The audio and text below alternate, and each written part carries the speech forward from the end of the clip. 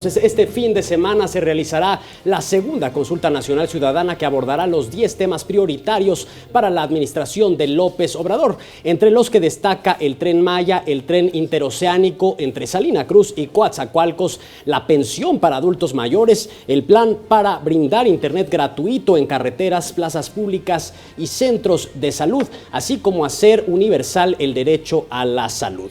El 24 y 25 de noviembre, los mexicanos interesados en participar podrán hacerlo en todos los lugares donde se colocó una urna durante la consulta sobre el nuevo aeropuerto, aunque en esta ocasión se priorizarán las zonas donde se ubicarán las obras de infraestructura para esta jornada democrática. Se han dispuesto hasta ahora 1,102 casillas y en cada una habrá tinta genciana para marcar a los ciudadanos que ya hayan votado.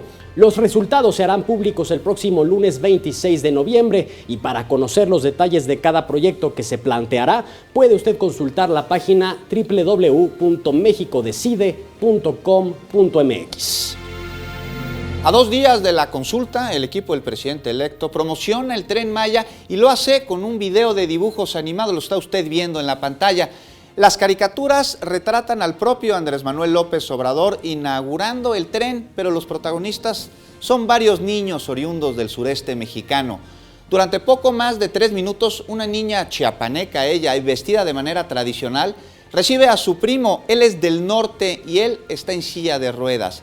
Le hace un recorrido turístico por Cancún, por Tulum, por Chichén Itzá y por Valladolid, entre otras zonas mayas, mostrando sus atractivos culturales y arqueológicos.